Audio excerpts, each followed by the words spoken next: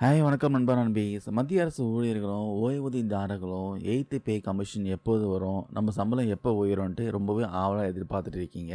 ஆனா இந்த ஆர்வத்த பயன்படுத்திட்டு ஒரு பெரிய மோசடி கும்பல் பார்த்தீங்கன்னா, இப்போ கிளம்பியிருக்கு. உங்க சம்பளத்த கணக்கு போட்டு தரோன்னு சொல்லி, நம்ம அக்கவுண்ட்ல இருக்க பணத்த அப்படியே ஆட்டை போட்டுர்றாங்க. மத்திய உள்துறை அமைச்சகமே இது விஷயமா ஒரு எச்சரிக்கை விடுத்திருக்காங்க. அது என்ன? எப்படி உஷாரா இருக்கணும்? வாங்க பாயிண்ட்ஸ் பை பாயிண்ட்டா பார்க்கலாம்.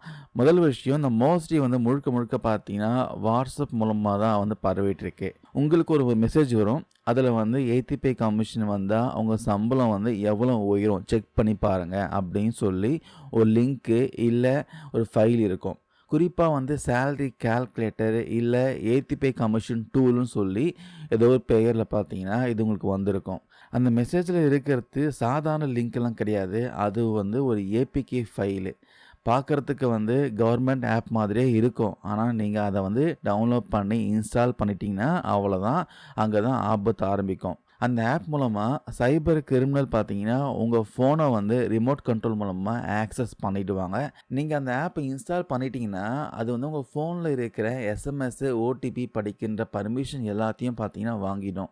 இது மூலமா உங்களுடைய பேங்க் இன்ஃபர்மேஷன், உங்க தனிப்பட்ட தகவல்கள், வங்கிக்கு வர ஓடிபின்ட்டு எல்லாத்தையும் அவங்களால எடுக்க முடியும். பலர் பார்த்தீங்கன்னா, அந்த ஆப் இன்ஸ்டால் பண்ணதுக்கு அப்புறமா அவங்க பேங்க் அக்கவுண்ட்ல இருக்க மொத்த பணமும் காணாம போயிருக்கு. சரி, இதுலேருந்து எப்படி தப்பிக்கணும்னு கேட்டிங்கன்னா, மத்திய அரசின் சைபர் டோஸ் சில அட்வைஸ் கொடுத்துருக்காங்க. முதல்ல பார்த்தீங்கன்னா, வாட்ஸ்அப்பில யாராச்சும் ஏபிகே ஃபைல் அனுப்புனாங்கன்னா, அது திறக்கவே திறக்காதீங்க. அரசாங்கம் ஒருபொழுதும் பார்த்தீங்கன்னா, வாட்ஸ்அப்பில எந்த ஒரு ஃபைலும் அனுப்ப மாட்டாங்க.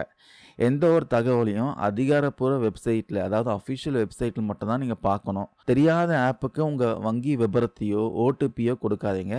ஒருவேளை தெரியாம நீங்க இன்ஸ்டால் பண்ணியிருந்தா, உடனே அந்த ஆப் அன்இன்ஸ்டால் பண்ணிருங்க. உங்க ஃபோன முடிஞ்ச வரைக்கும் ஃபேக்டரி ரீசெட் பண்ணிருங்க.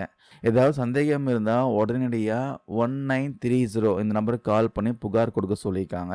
ஸோ நண்பர்களே, சம்பள உயர்வு முக்கியம் தான். ஆனா அதுக்காக அவசரப்பட்டு போலி செயலி நம்பி பணத்தை இழந்துடாதீங்க. இந்த வீடியோவை உங்க நண்பர்கள், உறவினர்கள் குரூப்ல ஷேர் பண்ணி எல்லாருக்குமே ஒரு அவேர்னஸ் கிரியேட் பண்ணுங்க. இதே விஷயம் நான் கொடுத்த தகவல் யூஸ்ஃபுல்லா இருக்கும்னு நினைக்கிறேன். தேங்க்யூ நண்பா நண்பீஸ்.